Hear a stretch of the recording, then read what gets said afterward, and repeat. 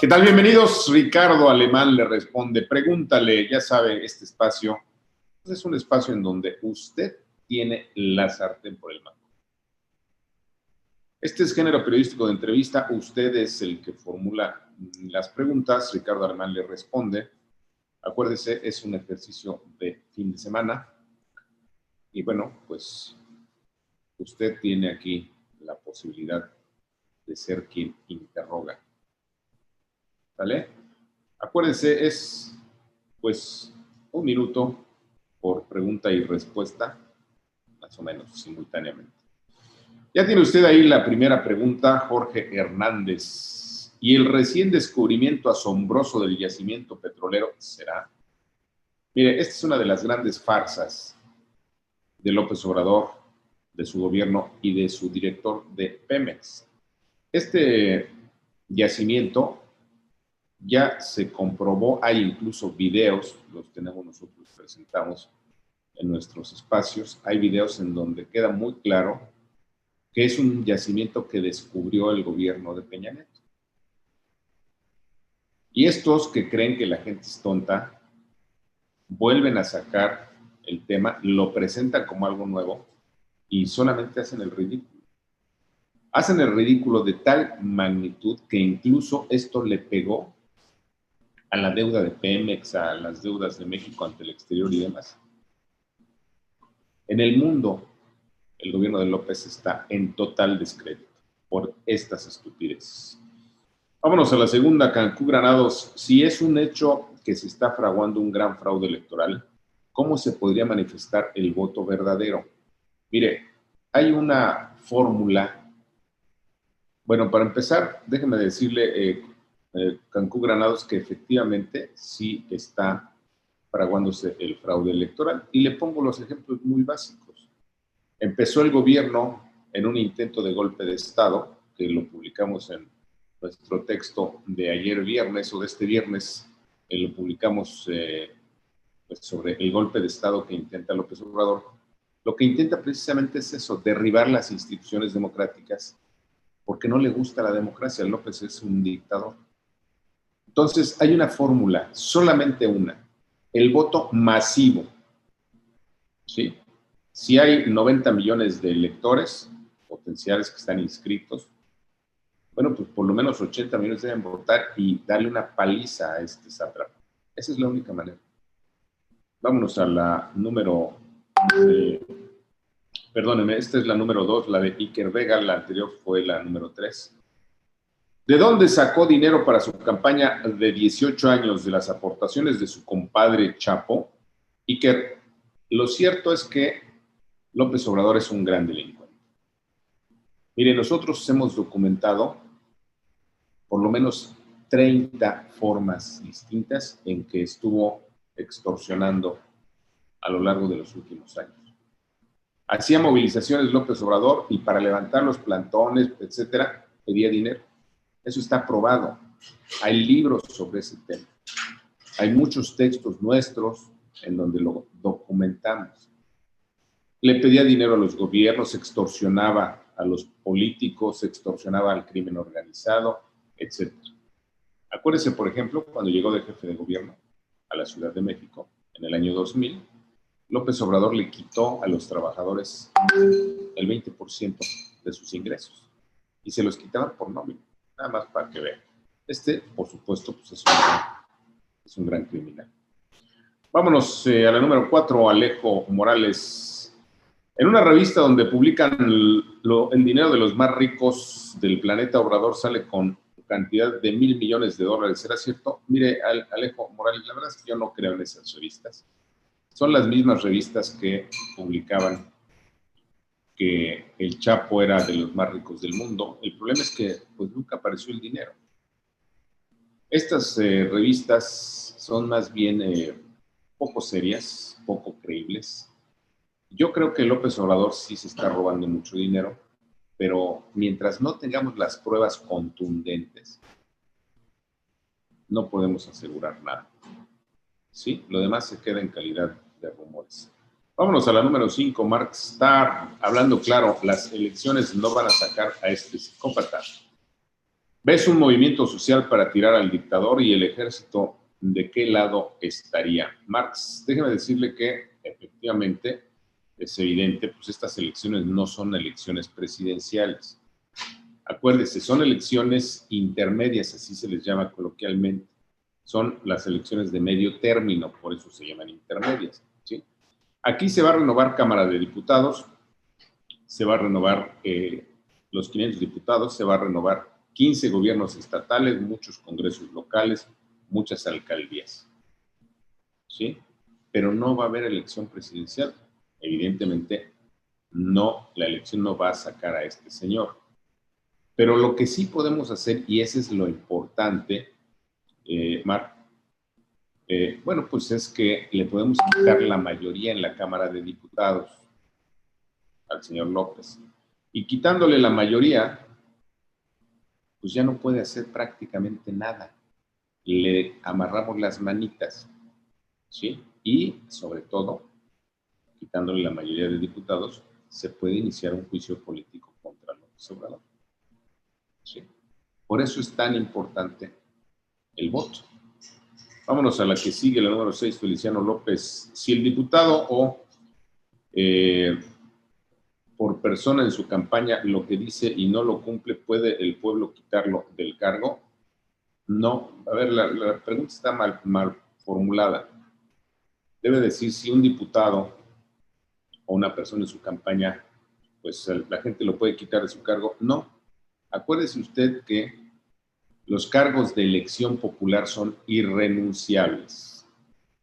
El cargo de presidente, el cargo de gobernador, el cargo de alcalde, el cargo de senador y diputado federal o diputados locales son irrenunciables. La única manera en que se puede quitar ese cargo, se le puede quitar a un presidente, a un senador, a un gobernador o a un diputado federal o a un diputado local, es mediante un sistema que se conoce como juicio político. Y ese juicio político lo hacen las cámaras, el Congreso, Cámara de Diputados y Cámara de Senadores. Pero en este momento, esas dos cámaras tienen mayoría de Morena. Los mexicanos nos equivocamos, muchos, porque le dieron no solamente la presidencia a López, sino además la mayoría en diputados y la mayoría en senadores. Entonces, si alguien intenta un juicio político contra López o contra su pandilla, están en diputados, senadores, es imposible porque López tiene la mayoría de diputados y senadores. Por eso, otra vez es tan importante que consiga la sociedad quitarle a López la mayoría en la Cámara de Diputados para que prosperen los juicios políticos. Ese es el centro de esta elección, la Cámara de Diputados. Bueno, vámonos a la que sigue. Tere Vázquez. Don Richard, buenos días. ¿No que la ley no puede ser retroactiva en perjuicio de los beneficiados? Entonces, ¿por qué los que elegimos al 10º transitorio del ISSSTE para jubilarse ahora resulta que nos quieren pagar con urnas? A ver, el tema efectivamente, el tema de la ley que no es retroactiva tiene que ser respetado. Pero déjeme decirle que en el caso de los jubilados, no sé si del ISSSTE, pero los del Seguro Social, se les deja la opción de elegir cuál de las leyes quiere que se apliquen para su jubilación. Si a ustedes les están imponiendo en el ISSSTE una ley que ya es vieja, que entró en vigor antes de que ustedes empezaran la cotización, no se las pueden imponer y pueden presentar una demanda, ¿sí? Pueden denunciar al sindicato, pueden denunciar a los líderes, que son unos pillos casi todos, ¿sí? Entonces, ese es el tema. Tenemos que ser activos y no solamente quedarnos callados. Si a usted lo quieren jubilar con una ley que no corresponde, pues hay que denunciar. Hay que buscar a otros jubilados que estén en la misma situación, ir a un periódico, hacer un plantón, etcétera, etcétera. Esa es la única forma. El número 8, Herrera Luis. Millones de mexicanos que votamos por Morena fuimos vilmente traicionados. Herrera Luis, perdón, yo no creo que fueron traicionados, ¿eh? Todos sabíamos, el problema es que mucha gente no quiso ver, todos sabíamos quién era López Obrador, ¿sí? Aquí y en otros espacios mucha gente lo estuvo diciendo a lo largo de los últimos años. Nosotros escribimos miles de columnas, así como lo escuchan, miles de textos, documentando que López Obrador era una rata. ¿Sí? Los rateros no solamente son aquellos que se llevan el dinero, no. Los rateros también son aquellos que nos engañan, ¿sí? La delincuencia es también por cuestiones morales, ¿sí? Éticas. Entonces, un señor que miente y que engaña no necesita robar dinero para ser un delincuente, para ser un corrupto, ¿sí? Entonces, López Obrador es un corrupto. Y todo mundo lo sabíamos. No nos hagamos que no sabíamos, ¿sí? Yo creo que eso de que nos engañó, a mí, pues no me parece que sea lo más correcto. Herrera Lois, vámonos con la número 9, Olivia Gómez. ¿Por qué Peña fue tan ratero? Cree que López es honesto, pero López es aún peor. A ver, para empezar, yo creo que sí, con Peña Nieto pudo haber mucha corrupción, pero el problema es que si fue tan corrupto, ¿por qué no está en la cárcel? ¿Dónde están las pruebas? López prometió que iba a meter a la cárcel a los expresidentes. Yo no veo que los estén persiguiendo, no veo que presenten los documentos, no veo que aparezcan los videos donde se estén robando el dinero. Yo no los he visto. Lo único que veo es puro bla, bla, bla, bla de López Obrador. Eso no es signo de nada. Y la corrupción de López, por supuesto que es una corrupción peor. Acuérdese, lo acabo de decir en la pregunta anterior. El corrupto no solo es aquel que se roba el dinero, es aquel que miente y que engaña, que difama y calumnia, aquel que deja a los niños con cáncer sin medicinas, el que deja a 200,000 personas que se mueran cuando pudieron haberse salvado muchas, si hubiese habido una buena atención. El corrupto es aquel que no hace bien su trabajo como servidor público y que tiene la economía en la ruina. López es un gran corrupto. Y no solamente corrupto es el que se roba el dinero. Vámonos con la número 10, Juan Villanueva. Si la fórmula de Broso y Loret funciona, ¿por qué no hace una mesa de análisis de verdaderos críticos por lo menos una vez por semana cada 15 días al mes? Esta pregunta es una inquietud de mucha gente. Yo les aprecio su preocupación y su inquietud, pero déjeme decirle que lo hemos intentado en varias ocasiones, no ahora, sino desde hace mucho tiempo. Y la verdad es que es muy difícil, por una razón que seguramente ustedes van a entender. En el gremio periodístico, como en otros gremios, hay unos egos robustos, así les llamó Héctor Aguilar Camín. ¿Sí? Y la mayoría de los periodistas que tenemos un cierto renombre, pues sí, tenemos un gran ego.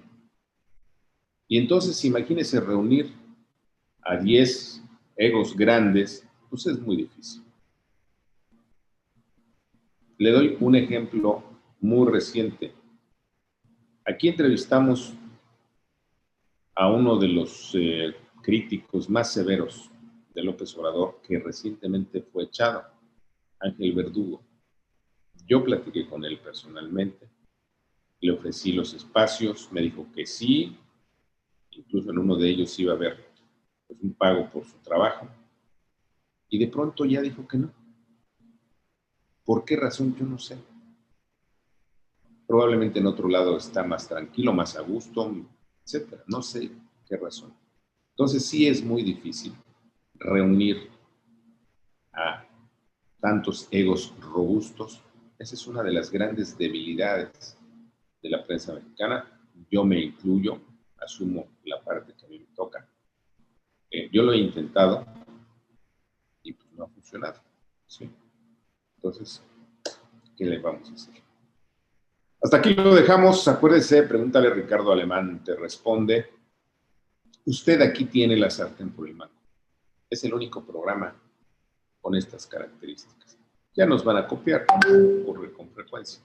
Pero por lo pronto aquí seguimos. ¿Le parece? Nos vemos la próxima semana. Adiós.